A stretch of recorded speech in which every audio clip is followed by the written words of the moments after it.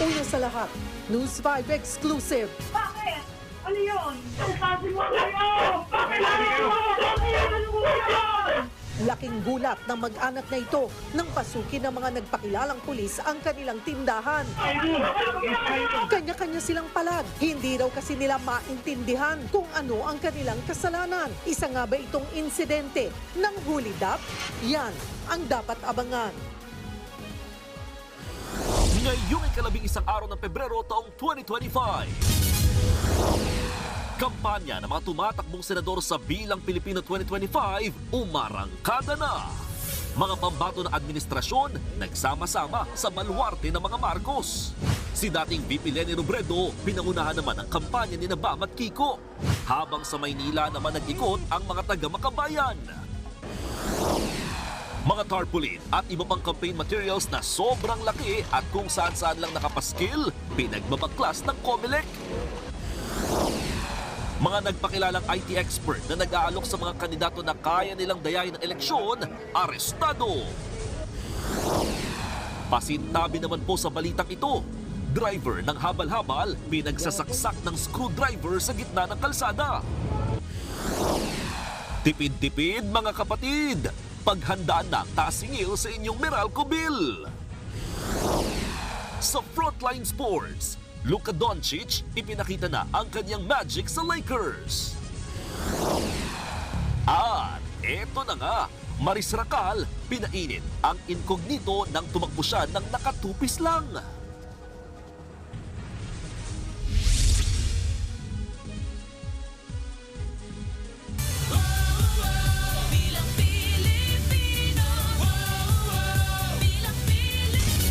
Simula na ng kampanya para sa Bilang Pilipino 2025. Nasa frontline ng mga campaign rally ang buong pwersa ng News 5. Si Mean Los Baños at Marian Enriquez na nakabantay sa Ilocos Norte kung saan nangangampanya mga pambato ng Administrasyong Marcos. Ang panlaban naman ni dating Vice President Leni Robredo ay nasa campaign rally sa Dasmariñas, Cavite kung saan naroon si Ria Fernandez. Habang Simon Gualvez ay nasa Sampaloc, Maynila kung saan binaklas ang mga illegal campaign materials. Kampanya na ng mga tumatakbong senador sa Bilang Pilipino 2025. Ang mga pambato ng administrasyon sa baluarte ng mga Marcos nagsimulang manuyo. Kabilang sa mga isyong natanong sa senatorial balls ang impeachment ni Vice President Sara Duterte.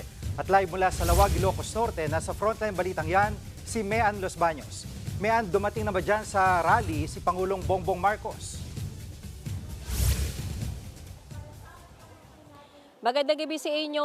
Sa mga oras na ito, hindi pa natin nakikita sa entablado si Pangulong Bongbong Marcos, pero dito nga sa Lawag, Ilocos Norte, sa itinuturing na baluarte ni Pangulong Bongbong Marcos, sinimula ng administration slate o ng Alyansa para sa Bagong Pilipinas ang kanilang unang araw ng pangampanya. Kumpleto ang 12 kandidato ng administrasyon na nagsalita sa entablado. Katatapos-tapos lamang ngayon ang ika-12, so nakapagsalita na ang lahat ng mga senatorial candidates. Mga Ilocano ang sinuyo ng mga pambato ng administrasyon sa unang araw ng kampanya para sa Bilang Pilipino 2025. Nagsimula sila sa isang press conference sa kapumunta sa Centennial Arena sa Lawag. Simbolo daw ng kanilang suporta sa mga programa ni Pangulong Bongbong Marcos, kaya pinili ng Alyansa para sa Bagong Pilipinas na dito sa baluarte ng Pangulo mag-kick-off rally. Siyempre, we share his vision for the country. Yung mga pangarap niya, hindi lang para sa mga Ilocano, kundi para sa lahat ng Pilipino. Kami lahat nagkasundo nung minungkahi na dito yung kick-off ng proclamation rally sa Ilocos para ma-emphasize yung suporta ni Pangulong Marcos kasi solid north. Hindi ko naman po hinihiling na mag-number 1. Paig na kami mag-number 1 si Manang Aimee. Kung pwede po kami lahat number 2. Salamat po.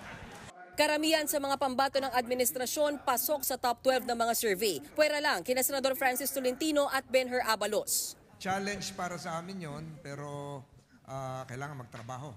Ang palaging number 1 sa survey na si ACT-CIS Representative Erwin Tulfo, napapadasal na sana silang 12 ang manalo.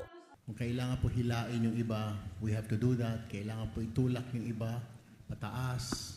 We have to do that. It's a coalition. It's a force that we need to be united. I pray every night that all the 12 na binanggit na Pangulo ay makasama. Honestly, I pray to God. Si dating Senate President Tito Soto sinabing napakalaking tulong daw na ini-endorso sila mismo ng Pangulo. Mabigat ang endorsement ng Presidente. Andyan yung mga iba't ibang mga regional areas na makakatulong talaga eh. So talagang ang laki ng chance. Tinanong ko naman ang mga kandidato kaugnay sa kanilang posisyon sa impeachment case laban kay Vice President Sara Duterte. Maari kasing magsimula ang impeachment trial sa 20th Congress. Kaya kung mananalo ang taga-alyansa, isa ito sa mga una nilang tatrabahuin bilang senador. Una, baka kailangan manalo muna kami. Pangalawa, personally, wala po akong kopya ng articles of impeachment to be able to read the complaint. So it is very, very premature and unfair to give a position on the impeachment this early. Tikom naman ang bibig ng ibang kandidato. Pero si Soto, hindi naniniwalang election issue ang impeachment dahil wala namang kandidatong involved sa impeachment. On the impeachment itself, always ang advice ko sa mga kasama ko dati at saka siguro sa mga mauupo in the 20th Congress, always observe impartiality. Walang kaibigan, walang kaparti-partido. Bukod sa pagsagot sa issue, naglatag din ng kanya-kanyang plataporma ang mga manok ng administrasyon. Palakasin natin yung micro, small, medium enterprises para makapagbigay ng trabaho at hanap buhay sa lahat ng mga Pilipino. Ang una kong gagawin para lalong guminhawa ang serbisyo sa bayan ay babaguhin ko ang amendments ng Local Government Code.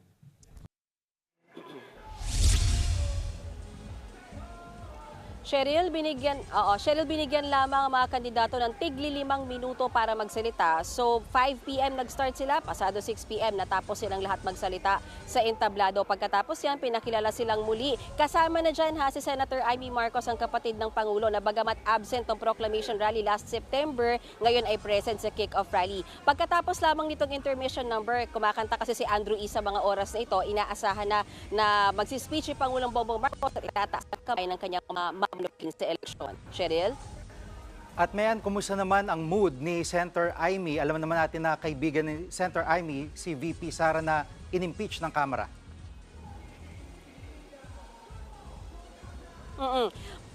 Wala siya sa press conference kanina, pero dito siya sa kick-off rally natin unang nakita. At masaya naman siya na kumaway sa mga Ilocano, sabay sabing miss na miss niya ang kanyang mga kababayan. Most of her speech, Ilocano, pero napa-interpret naman natin at ang sabi nga niya, totoong maraming alitan at away sa politika, partido at maging sa kanilang pamilya. Pero iisa daw ang habilin ng kanyang ama, isang bansa, isang diwa at isang tabi ang mga gulo para malaman ang totoong problema ng mga Pilipino. Jiggy? Maraming salamat, Mayan Los Baños. Pinangunahan ni dating Vice President Leni Robredo ang kampanya ng mga kaalyado niyang kandidato na sina Bam Aquino at Kiko Pangilinan sa Cavite na ikalawang vote-rich province noong 2022.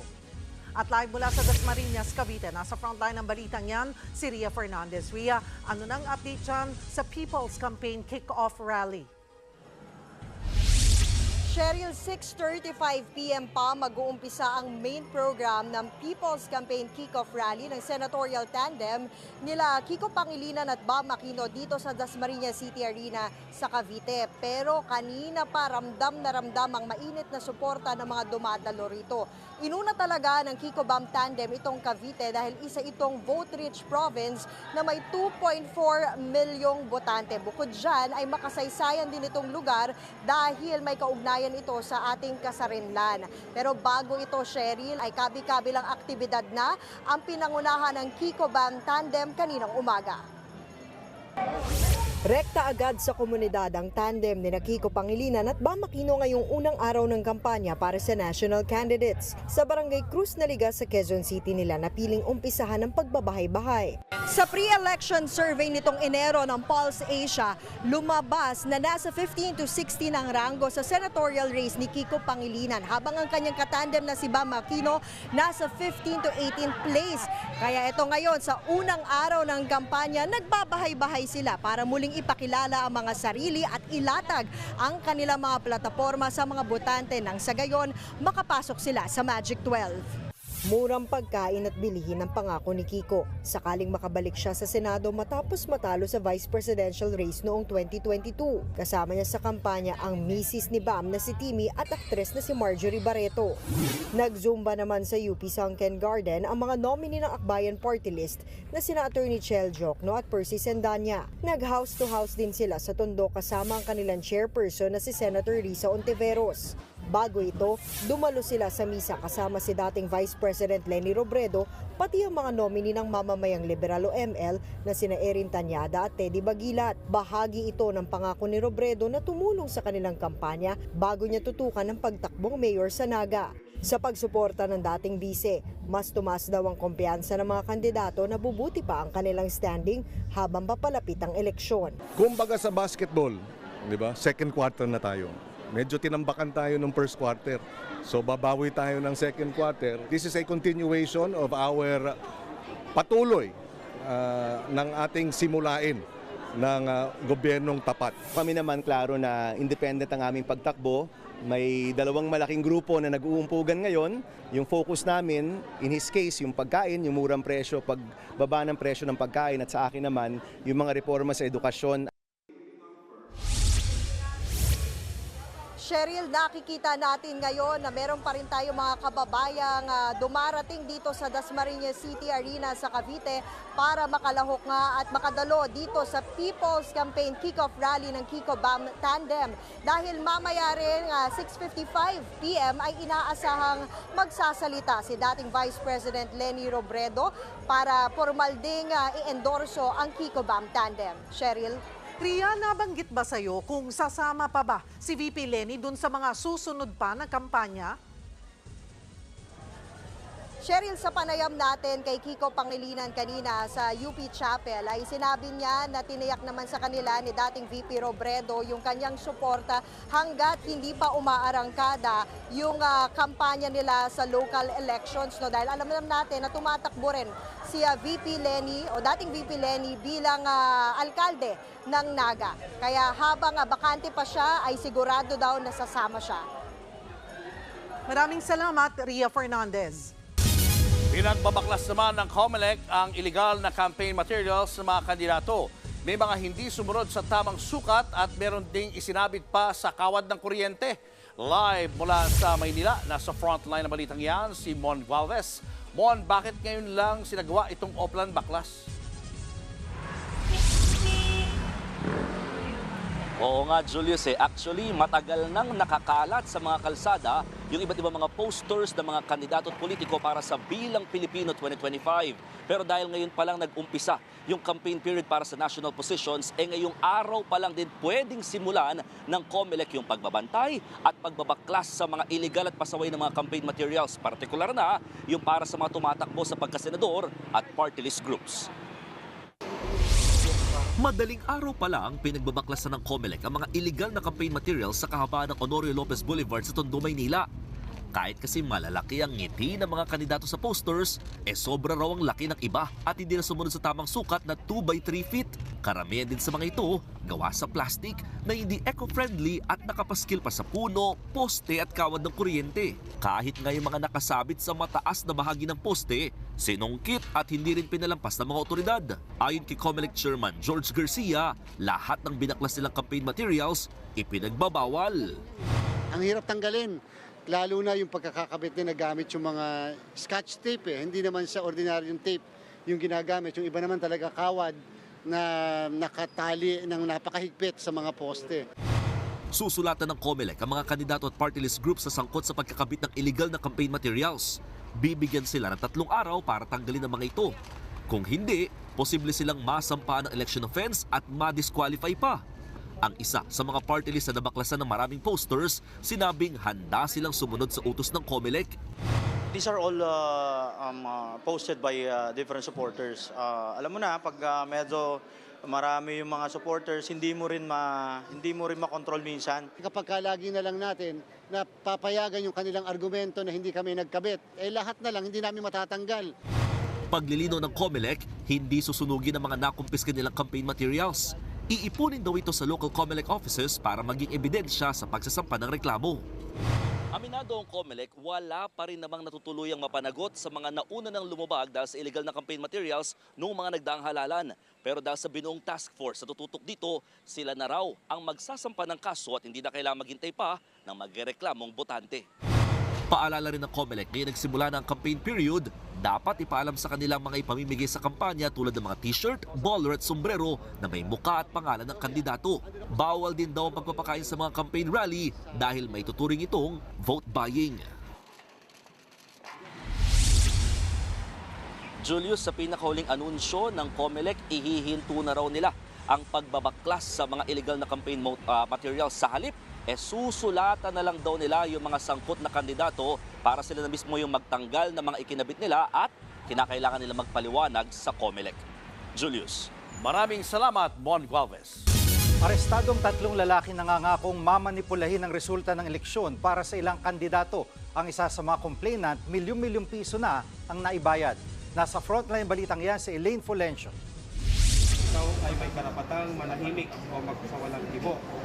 Ang lahat ng sasabihin mo ay maaaring gamitin laban sa iyo sa lahat. Pinalibutan at pinusasan ng mga tauhan ng Criminal Investigation and Detection Group o CIDG ang 3 lalaking yan habang kumakain sa isang mall sa Marikina. Inirereklamo sila ng pangingikil. Base sa investigasyon ng mga otoridad, lumapit sa mga tumatakbong kandidato sa pagka-alkalde at vice-alkalde sa bayan ng Enrile, Cagayan ang grupo. Nagpakilala umano silang mga IT experts sa isang tech company. Konektado raw sila sa COMELEC at kaya raw nilang manipulahin ang resulta ng botohan.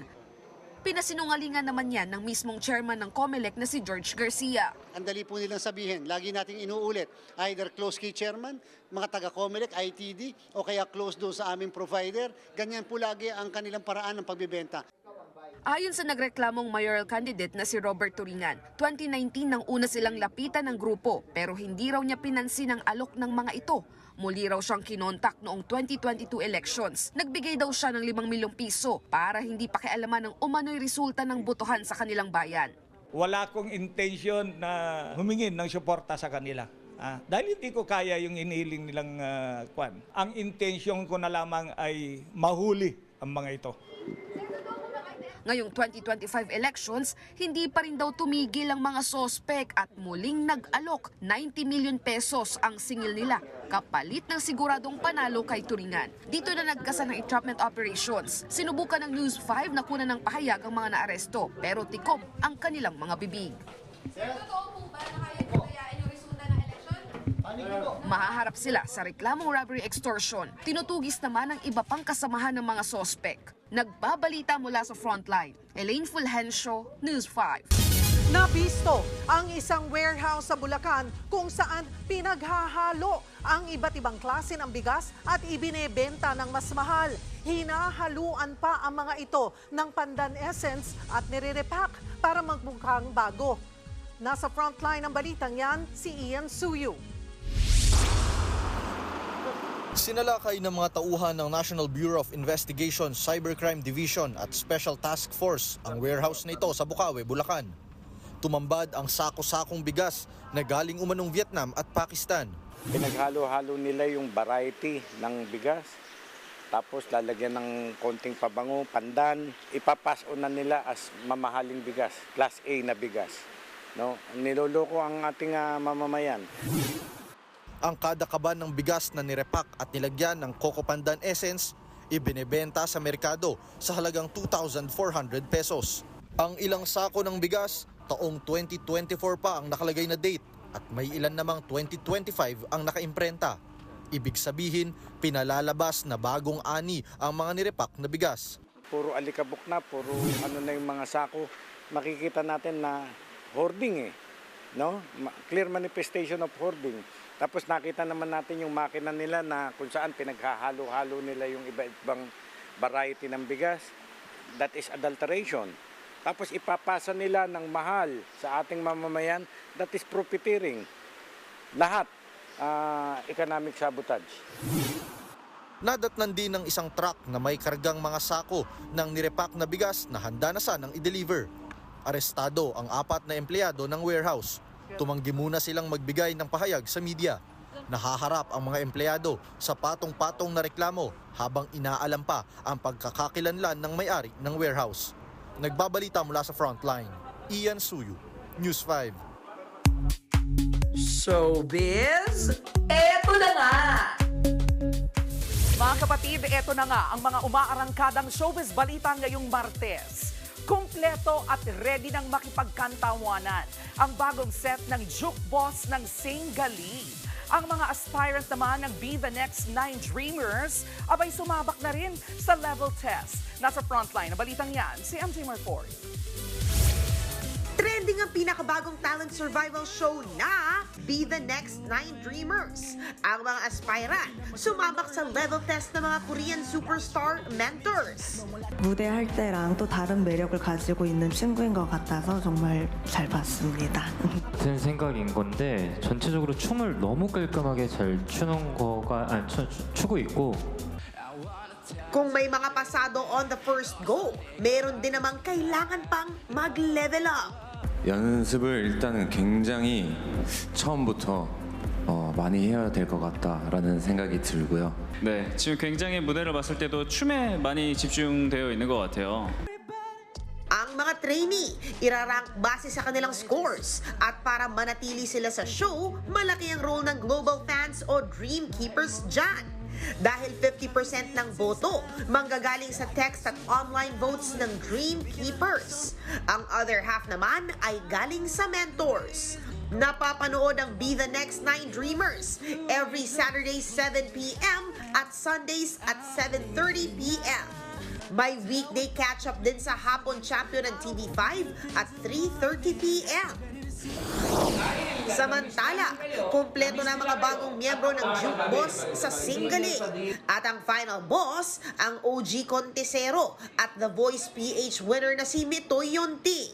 Reminder ni Mitoy sa Singtestants. I-enjoy yung moment. Kanya-kanyang araw yan eh. But at least ikaw, in-enjoy mo yung sarili mo. Abangan ang Singaling comeback sa darating na Marso sa TV5. Nagbabalita mula sa Frontline. MJ Marfori, News 5. Susunod, News 5 exclusive. Babaeng biktima umano ng maling panguhuli, tumalon mula sa police mobile. Saksakan sa kalsada sa Pulsa Video, rider pinagsasaksak ng screwdriver. At Maris Racal, pinainit ang Baguio sa isa niyang eksena sa Incognito. Abangan na ang lahat ng yan sa pagbabalik ng Frontline Pilipinas.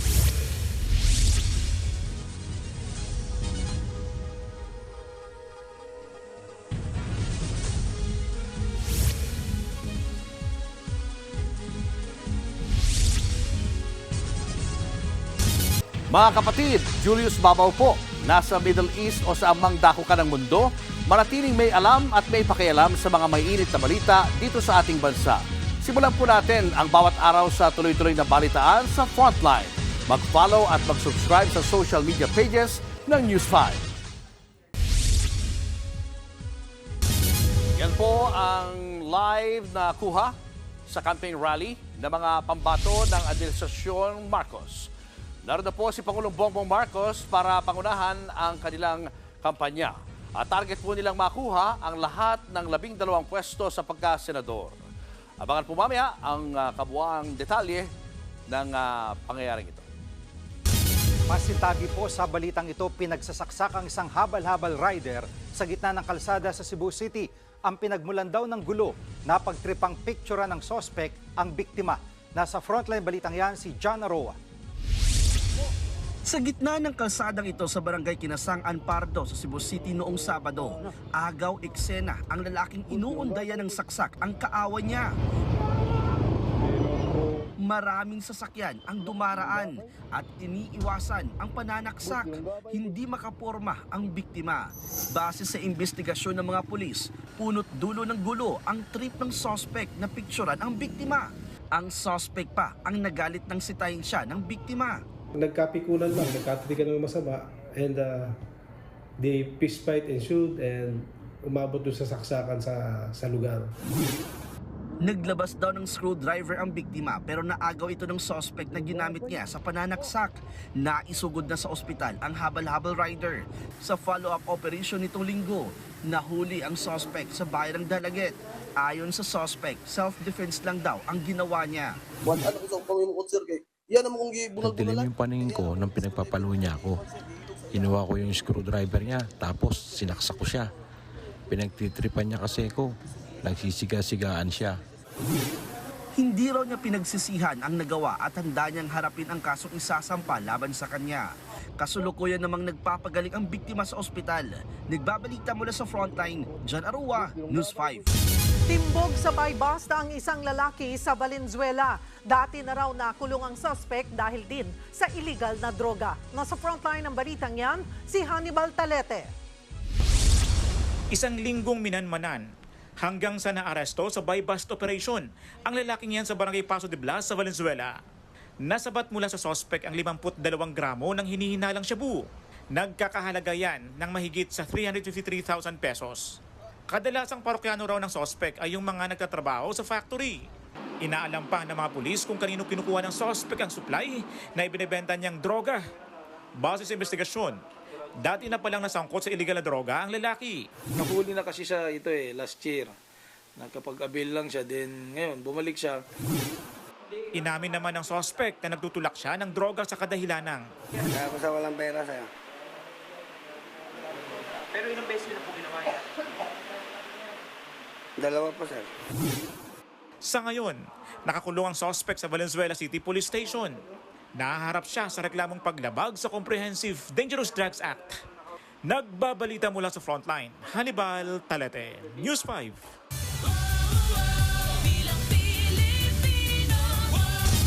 Tokhang style, ganyan daw ang gagawing strategy ni Senador Bato de la Rosa sa kanyang kampanya. Live mula sa Maynila, nasa frontline ng balitang yan, si Camille Samonte. Camille?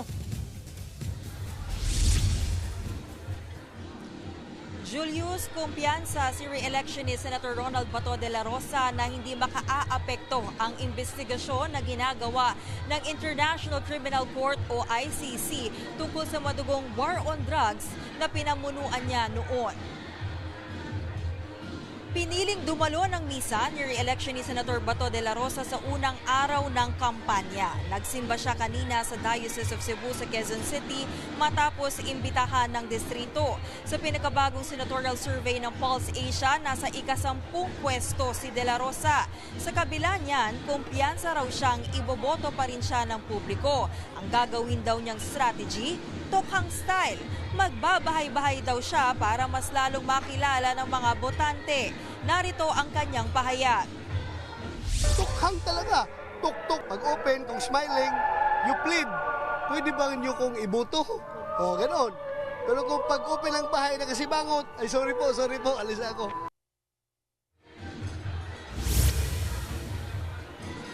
Kasama si De La Rosa sa iniimbestigahan ng ICC sa umano'y crimes against humanity ng war on drugs. Pero naniniwala siyang hindi ito makaaapekto sa kandidatura niya, pati ang nakaambang impeachment trial kay VP Sara Duterte sa Senado. Pakinggan natin ang kanyang pahayag. I don't think so.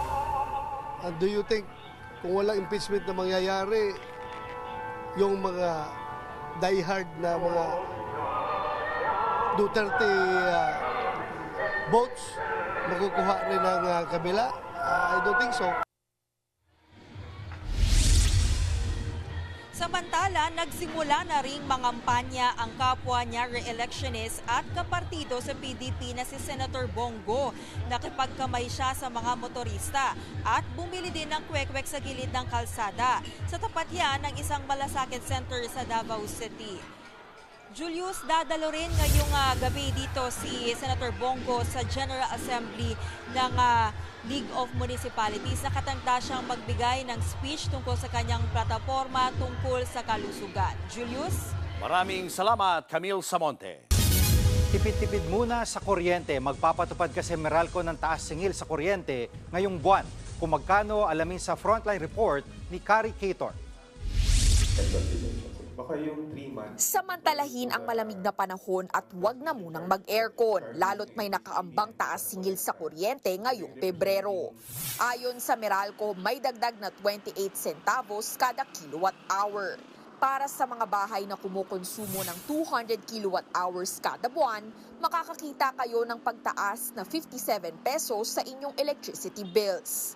Ang pangunahing dahilan, ang mas mahal na generation charge. Nakaapekto rin daw ang paghina ng piso kontra dolyar dahil karamihan ng suppliers ng Meralco ay dollar-denominated. Ang ilang customer nangangambang magtuloy-tuloy na ang dagdag singil hanggang sa tag-init. Marami kaming gamit sa bahay. Yung ginagamit namin rice cooker, bumalik kami sa pagsasaing sa kaldero. Hindi inaalis ng Meralco ang posibilidad na magtaas ulit ng singil sa susunod na buwan dahil na rin daw sa paglaki ng demand sa kuryente. Kailangan natin paghandaan pagpasok ng summer months, posibleng makaapekto talaga sa bill natin.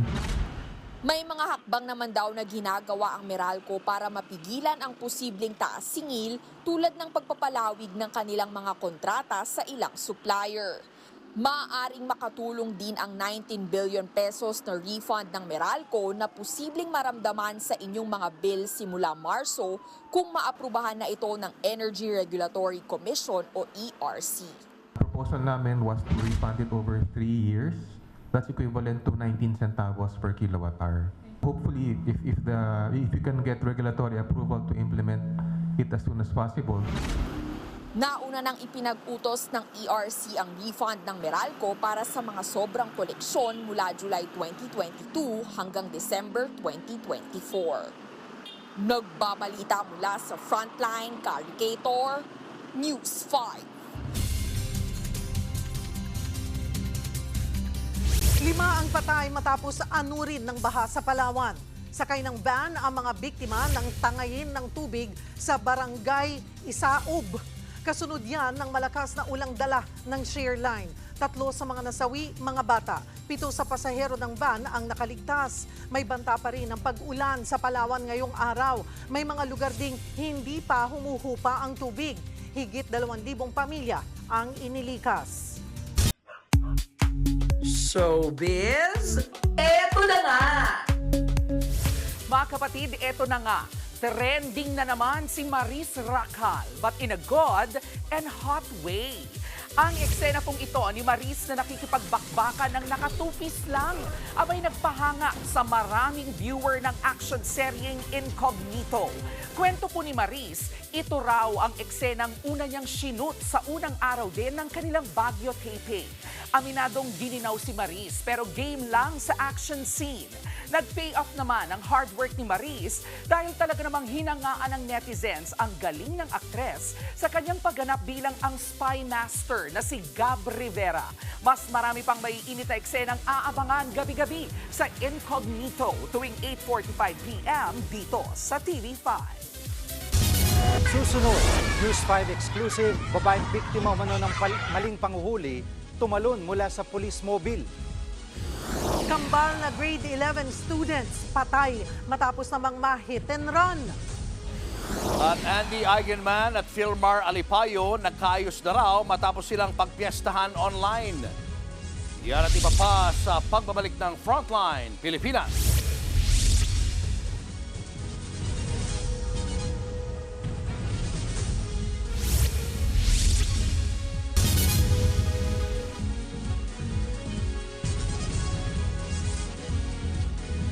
Mga kapatid, Julius Babaw po, nasa Middle East o saan mang dako ka ng mundo, manatiling may alam at may pakialam sa mga mainit na balita dito sa ating bansa.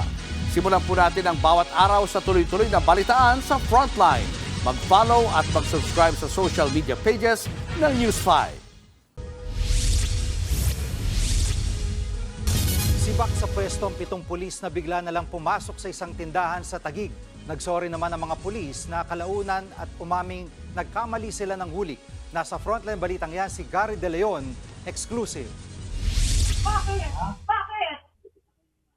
Ano yun? Nagulat na lang si Dina nang biglang pasukin ng mga nagpakilalang pulis ang kanyang tindahan sa Taguig. Pati ang 14 anyos niyang anak na lalaki, sinita ng mga pulis.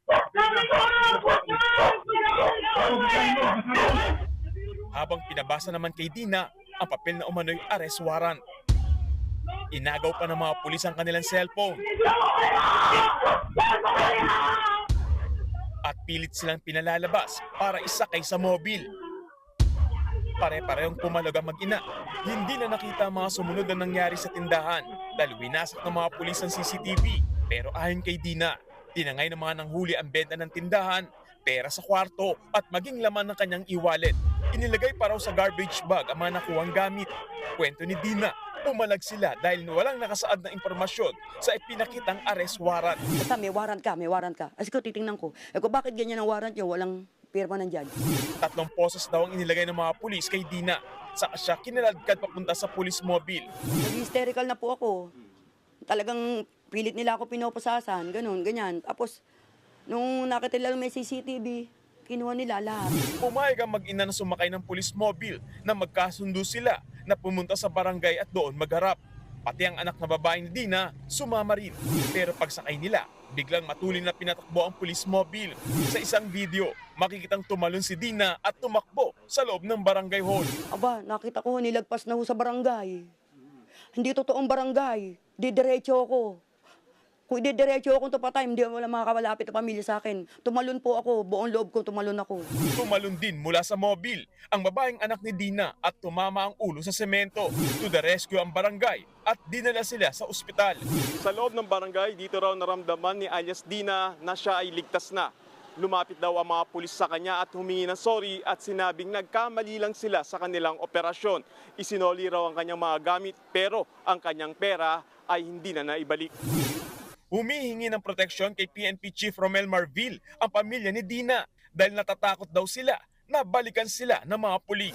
Nagsasagawa na ng mabusising investigasyon ng National Capital Regional Police Office o NCRPO. Sinibak at dinisarmahan na rin ang 7 pulis. Pinagpapaliwanag din ang commander ng Substation 5 sa Taguig. Nagbabalita mula sa frontline, Gary De Leon, News 5. Patay ang kambal na grade 11 students matapos ma-hit and run ng van sa Nueva Vizcaya. Sakay ng motorsiklo ang parehong lalaking kambal nang mabangga sila ng van kahapon sa Dupax del Norte. Pareho silang walang helmet. Pabalik na raw sana ang 16 anyos na kambal sa eskwelahan matapos kumuha ng pera pambaon para sa sports competition nang mangyari ang aksidente. Tumakas ang nakasagasang driver pero sumuko rin kalaunan. Wala siyang pahayag. Mahaharap siya sa reckless imprudence resulting in double homicide at abandonment of one's victim.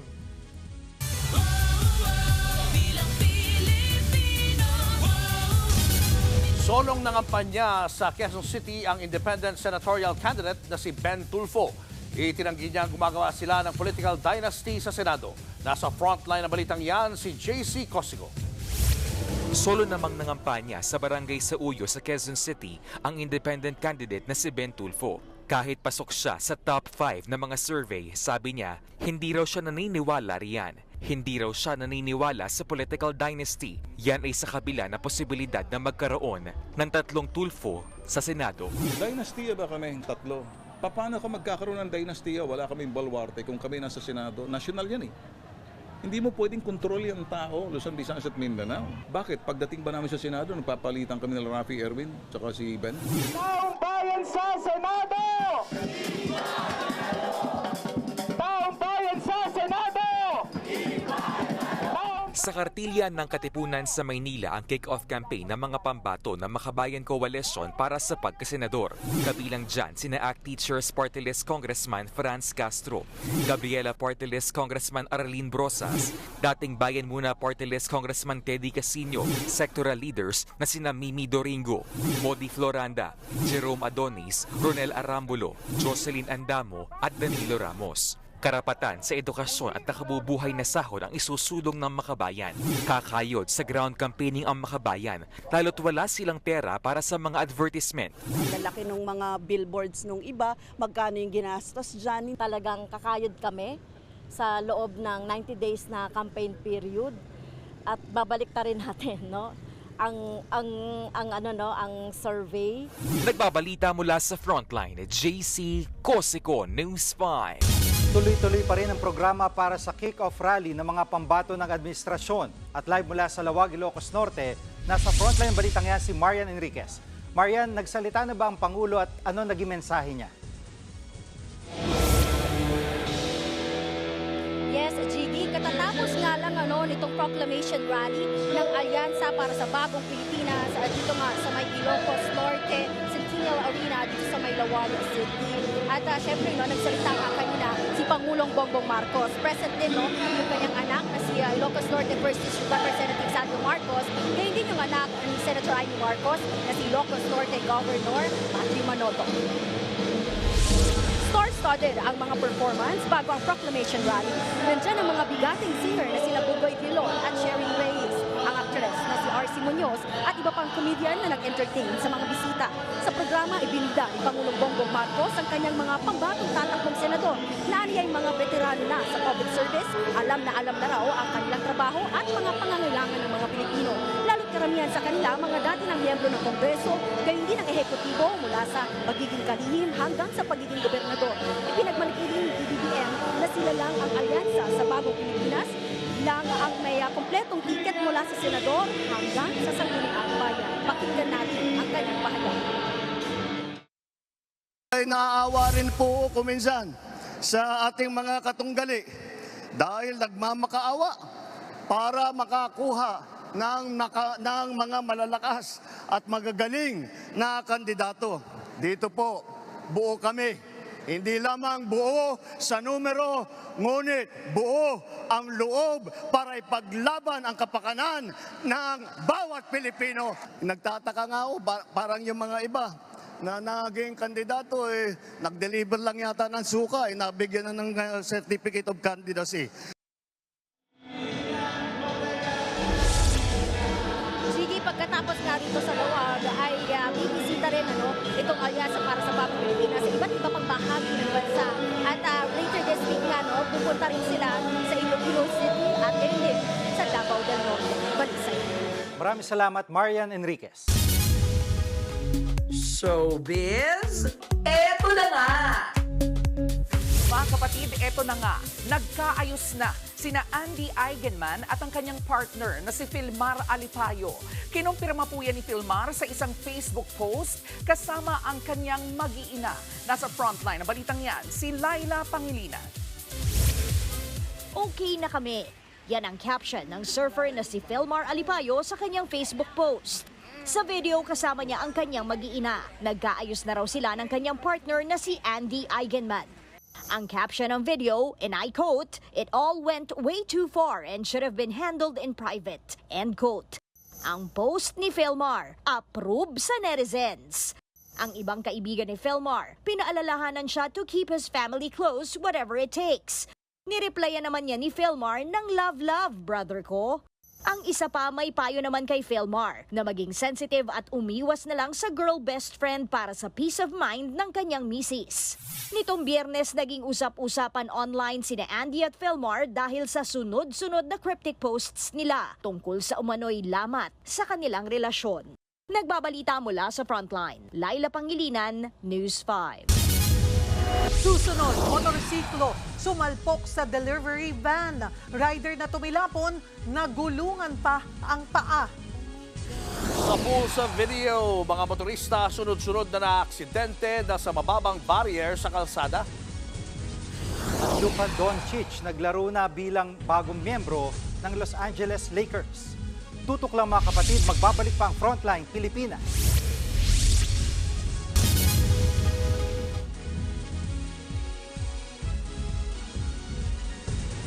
Mga kapatid, Jiggy Manikad po, nasa Middle East o saan mang dako ka ng mundo, manatiling may alam at may pakialam sa mga mainit na balita dito sa ating bansa. Simulan natin ang bawat araw sa tuloy-tuloy na balitaan sa Frontline. Mag-follow at mag-subscribe sa social media pages ng News 5.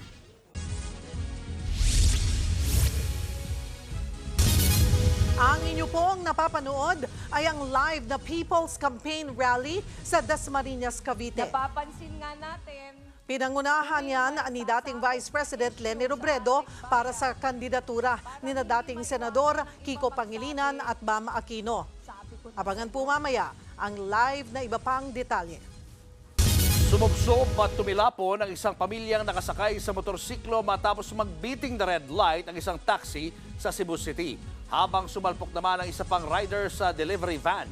Nasa frontline ng balitang yan si John Arawa. Alauna ng madaling araw nitong Lunes, sabay na sumulpot ang delivery van at motorsiklo sa intersection ng Barangay Santo Niño sa Cebu City. Mabilis ang pangyayari, sinalpok ng motor ang van, nagulungan pa ang paa ng rider. Habang ilang metrong nakaladkad ang motor bago huminto ang van. To the rescue ang mga residenteng nakakita. Isinugod sa ospital ang rider na nabalian ng paa. Nakakulong na ang delivery van driver na maharap sa kasong reckless imprudence resulting to physical injury. Ayon naman sa barangay, accident-prone ang intersection. Mas mabuti siguro may stoplight na dyan nakalagay kasi palaging may disgrasya dyan. Noong nakaraang Biyernes sa parehong barangay, beating the red light ang isang taxi. Dahil dyan, biglang napapreno ang rider na angkas ang kanyang mag-ina. Sumubsob sila at tumilapon. Agad namang bumangon ang rider at kinarga ang anak. Habang ang asawa niya, hindi maigalaw ang katawan. Dinala sila sa ospital at nasa maayos ng lagay. Nakakulong naman ang taxi driver na maharap sa kaukulang reklamo. Nagbabalita mula sa frontline, Jan Arua, News 5. Takaw aksidente ang barrier sa Cebu City dahil sa sobrang baba nito. Sa kuha ng CCTV na yan sa kaban ng Jones at Fuente Osmeña Avenue, makikitang isang motorsiklo na sumampas sa barrier pero nawala sa balanse kaya natumba. Buti na lang at nakapreno ang sumunod na kotse. Ilang minuto lang ang lumipas, isang motor pa ang natumba dahil sa barrier. May taxi ring hindi ito napansin kaya bumagal ang takbo. Inirereklamo na yan ng mga motorista.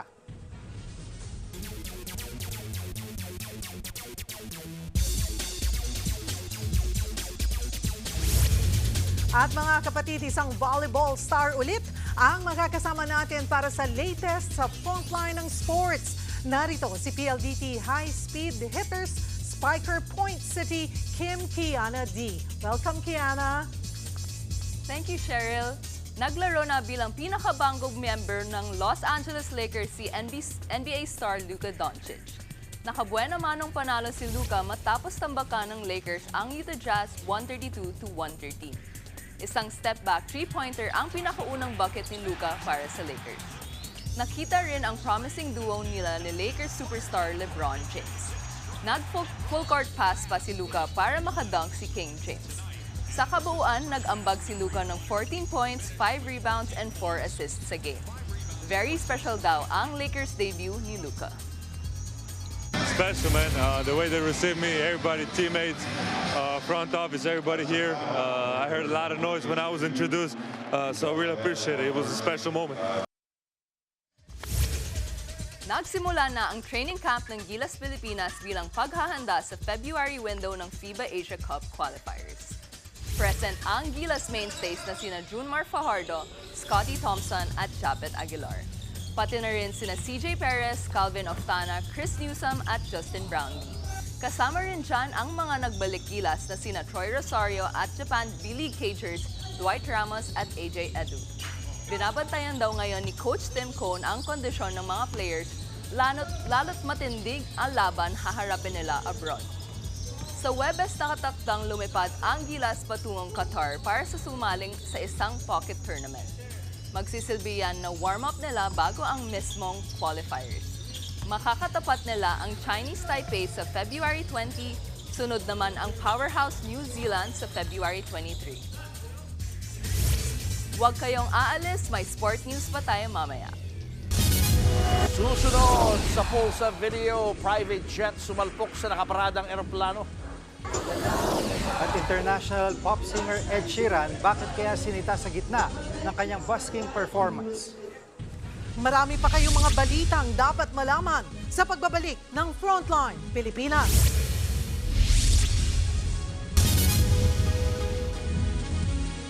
Mga kapatid, Jiggy Manikad po, nasa Middle East o saan mang dako ka ng mundo, manatiling may alam at may pakialam sa mga mainit na balita dito sa ating bansa.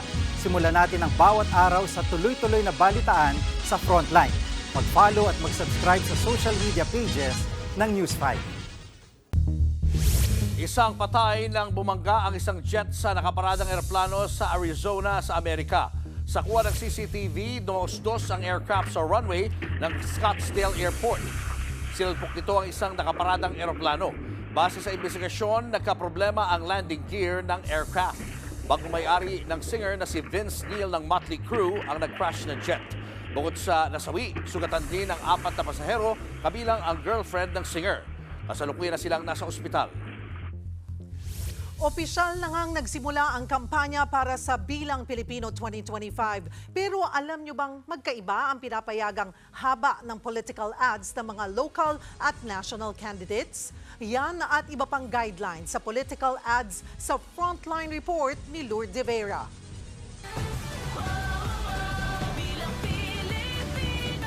Magkaiba ang mga tuntunin para sa mga kandidato para sa lokal at sa pambansang posisyon. Sa radyo halimbawa, merong 180 minutes or kabuuan ng 3 oras kada estasyon ang nakalaan para sa mga national candidates. Kung kayo naman ay tatakbo sa lokal na posisyon, meron kayong 90 minutes. Kung sa telebisyon naman, ang bawat national candidate ay merong hanggang 2 oras or 120 minutes kada estasyon. At hindi bibilangin dyan yung mga paglabas sila sa halimbawa sa balita o mga panayam sa mga talk show, interview, documentaries, etc. kung nagkataon na sangkot sila sa pinag-uusapang issue. Sa printed material naman, kunyari sa mga leaflet, hindi dapat lalagpas ng 8.5 sa lapad at 14 inches naman sa haba ang bawat printed material. Hindi gaya sa Amerika na pwede ang negative ads na may tira sa kalaban. Sa Omnibus Election Code, bawal din ang material na naninira ng sino mang kumakandidato. Pero na lang kung lagyan ng pangalan ng nagpagawa at ang media business na pinagawan. Pero teka, radyo, TV, dyaryo, di ba yan pa yung gamit sa kuweba ng mga lolo nyo? Kaya ito, noong Setyembre 2024 lang naglabas ang COMELEC ng mga panuntunan para sa online at social media. At sa pagpaparehiso ng website o account, ito ang mga kailangan mong isubmit. Ang dami, no? At hindi pa nagtatapos yan. Matapos ang approval ng COMELEC, reviewin pa raw yan ng Task Force KKK sa halalan. Ang bagong binuong sakay na magmamanman kung may mga pagmamalabis o disinformasyon sa mga kampanya. But wait, there's more. Bawal din ang gumamit ng tinatawag na fake amplifiers gaya ng mga fake sockbait accounts, bots at mga deepfakes. Ayos ba? Ang dali lang, di ba? So ano pa hinihintay mo? Takbo na!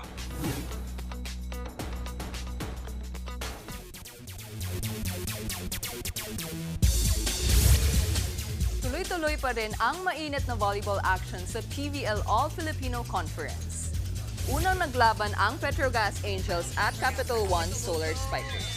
Na-sweep ng Angels ang Solar Spikers in 3 sets. Mainit pa rin ang opensa ng Angels na pinangunahan ni Myla Pablo with 14 points on 12 attacks, 1 block at ace. Angat sa 8 wins and 1 loss ang Angels. Sunod naman naglalaban ang Creamline Cool Smashers at Farm Fresh Foxies. Susubukan ng Creamline na i-extend sa siyam ang kanilang winning streak. Target silang ma-upset ng Foxies na natalo ng PLDT high-speed hitter sa nakaraan nilang game. Yan muna ang latest mula sa frontline ng sports. Ako po si Kim Kianedy. Susunod, award-winning singer-songwriter na si Ed Sheeran sinita habang nagpe-perform sa bangketa. Tuloy-tuloy pa makabuluhang balitan sa pagbabalik ng Frontline Pilipinas.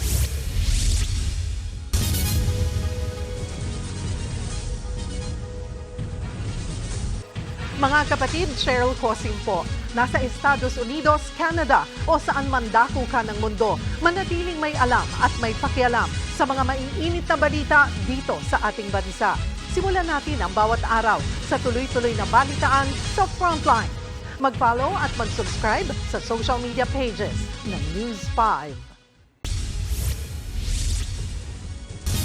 Nagsanib puwersa ang Metro Pacific Health Tech Corporation at ang Konsulta MD ng Ayala Group para mas maraming Pilipino ang matulungan ng kanilang health services. Pumirma ng kasunduan ang Metro Pacific Health Tech na may hawak sa MWell at ang Konsulta MD. Mag-i-invest ang Metro Pacific Health Tech sa Konsulta MD. Hindi pa malinaw kung gaano karaming shares ang mapupunta sa Metro Pacific Group. Pero ang sigurado raw, dalawang magkaibang app pa rin ang MWell at Konsulta MD. Layo daw nitong mapaabot sa maraming Pilipino ang mga pangunahing serbisyong pangkalusugan gaya ng medical check-up. It's more of an investment in Konsulta MD so that we could work together to create a scale, scale in the teleconsult and the delivery of health services generally to our people. It's just the scale, and I think working with the Ayala Group would be good. A privilege working with them, and it just enlarges the scope of operations. We can probably serve more people as a consequence of this cooperation. I think this is an opportunity to build scale, I guess, in the virtual healthcare space. We realize that maybe going at it alone doesn't make as much sense as coming together. Showbiz, eto na nga! Mga kapatid, eto na nga. Pinatayan ng mikropono at pinaalis ang British singer-songwriter na si Ed Sheeran habang nagbabasking sa Bengaluru, India.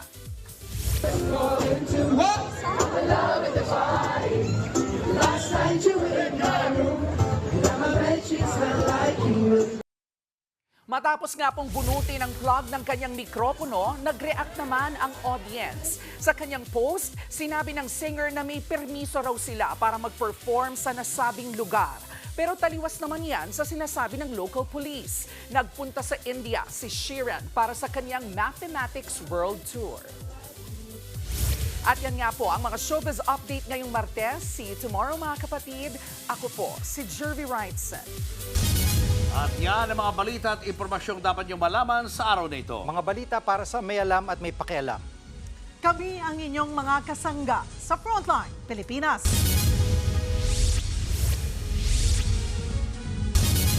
Mga kapatid, Cheryl Cosing po. Nasa Estados Unidos, Canada o saan man dako ka ng mundo, manatiling may alam at may pakialam sa mga maiinit na balita dito sa ating bansa.